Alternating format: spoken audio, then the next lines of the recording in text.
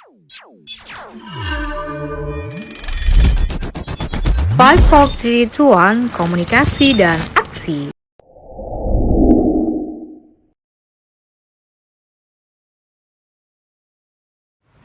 Assalamualaikum warahmatullahi wabarakatuh. Selamat sore semuanya, rekan-rekan teman-teman semuanya. Di sini saya ada podcast.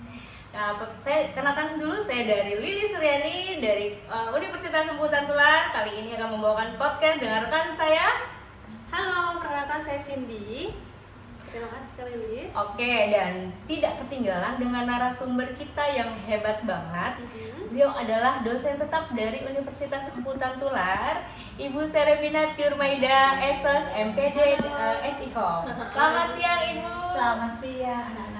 Cantik banget sih Bu hari ini Bu. Makasih. Gimana kabarnya Bu? Sehat luar biasa. Alhamdulillah, sehat-sehat Ibu sama keluarga juga ya Bu ya. Amin, amin. Oke, kali ini kan tema podcast kita hari ini adalah kiat sukses menjadi seorang public relation. Nah Bu, kita ini mau ada sharing-sharing sedikit ya Bu ya mengenai bagaimana sih tips menjadi seorang sukses public relation Bu ya. Nah sebenarnya untuk perusahaan itu ya Bu ya wajib nggak sih memiliki seorang public relation?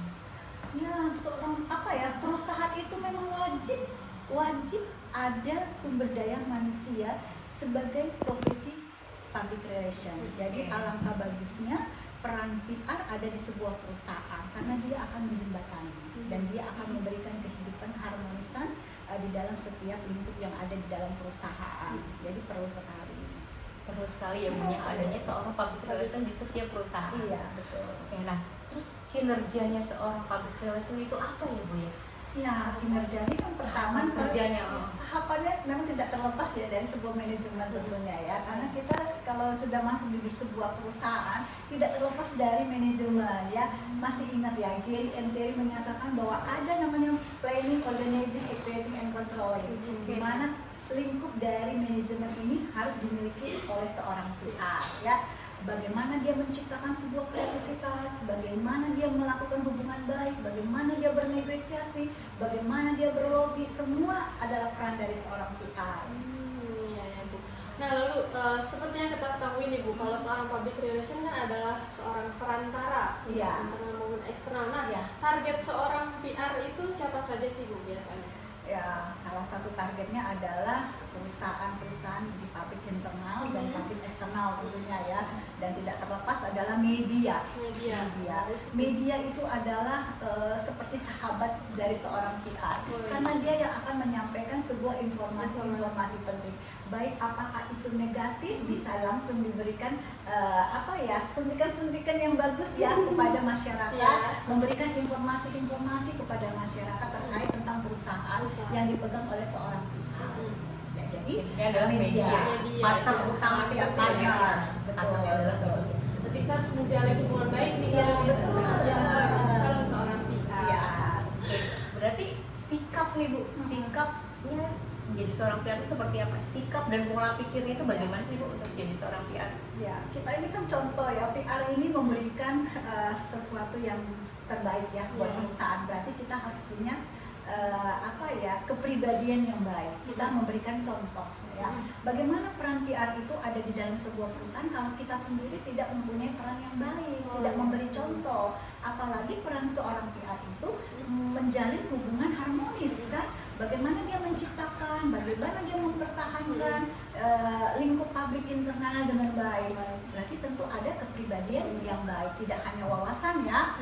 Pintar itu bisa dimiliki oleh semua orang, tetapi soft skillnya itu juga harus ada, dan bagaimana kepribadiannya juga harus ada. Jadi tidak hanya tidak hanya Berarti saja. kalau PR itu kan mempunyai kepribadian yang baik nih. Iya, Nah, betul. soft skill itu bisa nggak sih Bu kita pelajari di mata kuliah PR ini? Itu sangat penting banget lah soft skill. Soalnya Soft misalnya skill. awalnya kita adalah seorang yang cuek, kurang bersosialisasi dengan orang, terus tapi kita ingin menjadi seorang PR yang baik. Nah, itu bisa nggak sih kita bentuk PR kita tuh menjadi lebih baik gitu? Ya, bisa.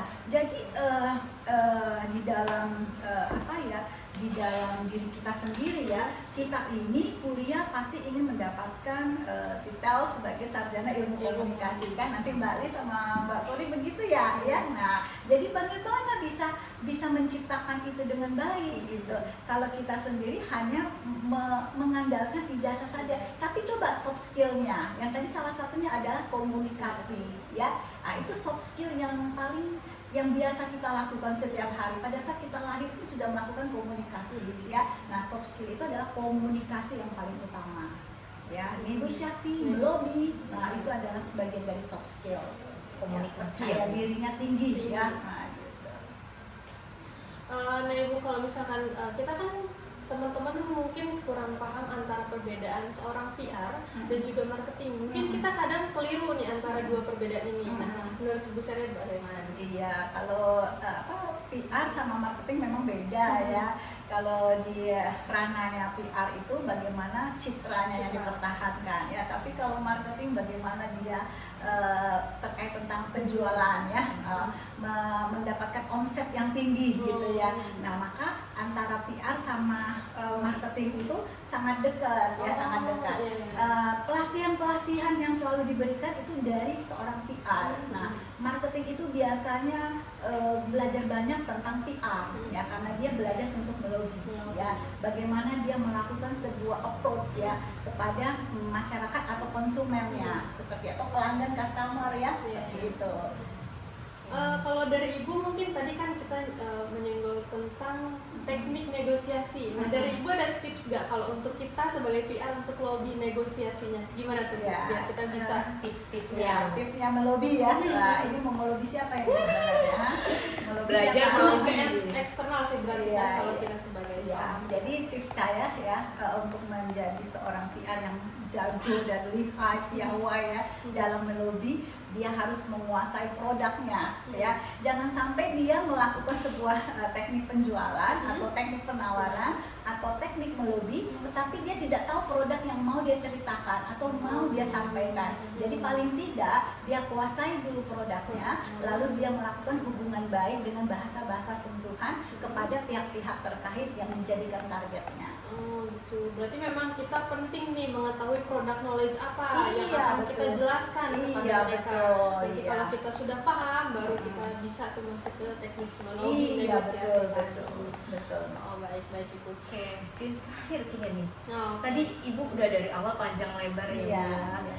Sikapnya seperti apa, pola pikirnya bagaimana ya kan, targetnya itu apa ya kan Bu untuk menjadi seorang public relation ya. Yang terakhir kayaknya kita mau sharingnya Ibu, bagaimana sih Bu strategi kita untuk mempertahankan citra? Ya.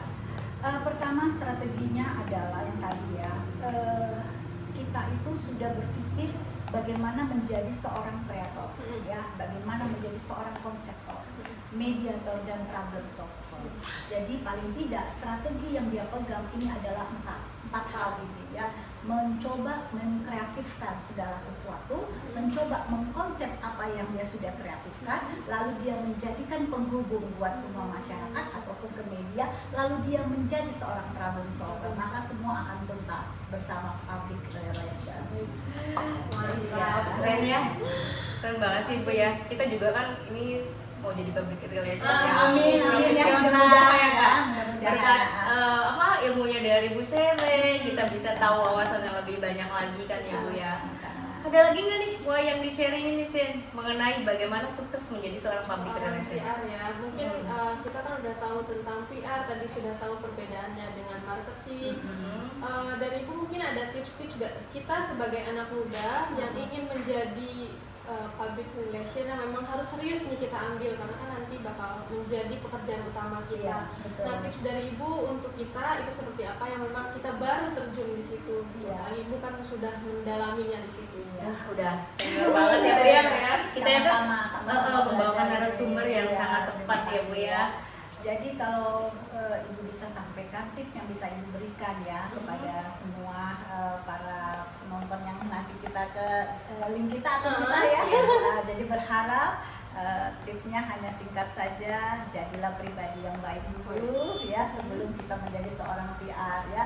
Lalu PR itu harus bagaimana? Harus punya wawasan yang sangat luas ya. Tidak hanya cantik, tapi bagaimana dia mempunyai kepribadian yang baik. Karena rangsangan dari pengetahuan, emosional, motivasi dan action itu adalah satu kesatuan yang tidak bisa terpisahkan seorang PR.